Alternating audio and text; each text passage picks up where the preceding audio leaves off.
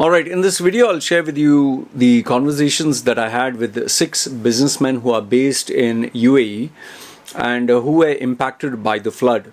Okay, I spoke to them at length, and obviously I cannot give you specific details about them, but I collected the data, I've typed it out, and I thought this would be of some interest to you as to what is their strategy and what they're planning out next.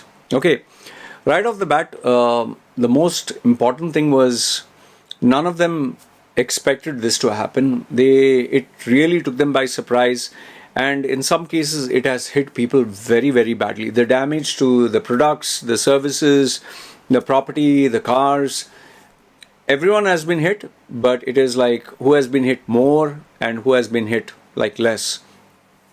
So across the board, these guys who I spoke to, they were really badly affected. So I asked them, like, what is your plan of action? What are you planning to do next? So these were a couple of things that they told me.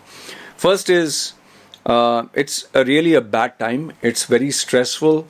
It has made things worse. The projections that they had for the whole year all have, no pun intended, but it has just been washed off because of this rain. And now they are only thinking of how to ensure damage control and to ensure that this year goes at least not as bad as what it is now.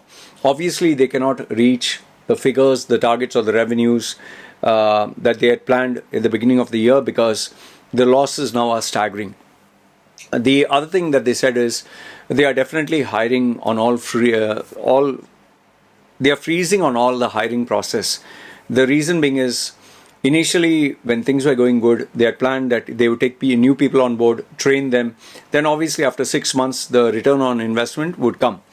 But now they cannot have this because now they have to deal with the losses that are currently there, and they do not have the patience or the energy to train new people. Yes, there would be plenty of pressure on existing staff to perform. Some of them have even had very uncomfortable conversations with regards to salaries, with regards to delay in salaries, with regards to promotions or increase in salaries. So over there, things have been really up and down. And none of the 6 that I spoke to are going to ask their staff to go on extended leave or unpaid leave. But one thing they did tell them that you have to make sure that targets are achieved. And they have been very explicit about the fact that non-performers, they would not be able to handle them, especially now. They have renegotiated, or they're planning to renegotiate all the contracts that they have had with people where they're supplying projects, where they are participating in projects, supplying products and services across the board. All of them they are renegotiating, and it's more like since everyone has been affected, everyone understands that this negotiation has to take place. But for those people who have taken on government projects, they are stuck because the government does not give you leeway. It would definitely make it harder for you if you are involved in any government projects. Yes, they can give you a little bit of understanding. Yes, there was flood, these products are destroyed, but end of the day, they're going to tell you that it's not my problem. You accepted the project, you deliver. So that's how it. And remember, it's very hard to meet the decision maker in a government organization. Many of the decision makers, they've also said that they have taken money from their own personal accounts just to cover the losses. And in some cases, they shared with me a couple of photographs and videos. It was really bad. It was really, really bad. I mean, they never expected in their wildest dreams that the damage to their property, to stuff that they invested. Imagine some of them had even purchased new machinery, and all of it is badly damaged. And the servicing itself costs a hell lot of money. Okay, and they also said that many of them, because of what has happened, they have decided to shift the location after maybe a period of a few months, because they cannot have an area which gets affected by rainwater so much. If it happens again, all of them said that we'll not be able to handle it. We'll have to just shut down shop if it happens again. So they are really at the edge, and many of them were still very afraid that rains might come again. They are also very now scared when they hear cloud seeding and all that stuff. So they are definitely changing the offices, and many of them will have to break the contracts where they have paid money for the whole year. So, and they know for a fact they're not going to be reimbursed. Then apart from that, they also, many of them, they are looking at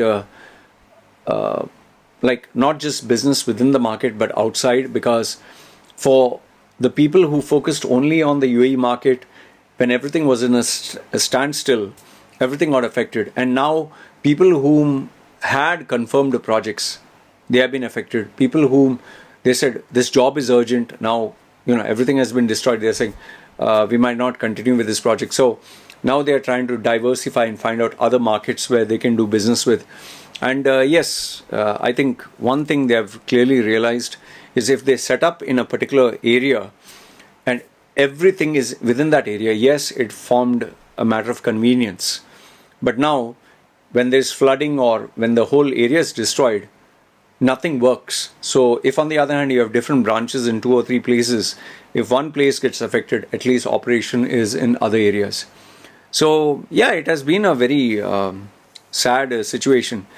And only one among the 6, he did tell me that he would have to terminate some of the old staff, some of the non-performers, not old staff in the sense, the non-performers, for the simple reason being is they're just not able to handle the loss.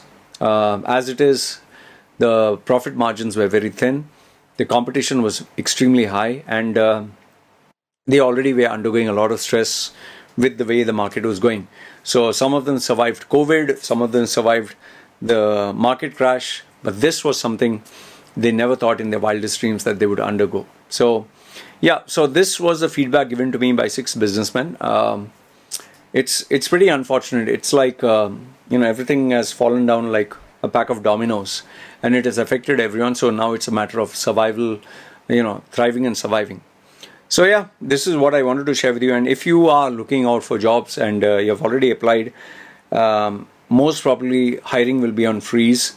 Most probably salaries will be renegotiated, and in some cases I think they just will have to completely change the goals or the plans that they had, especially for this year.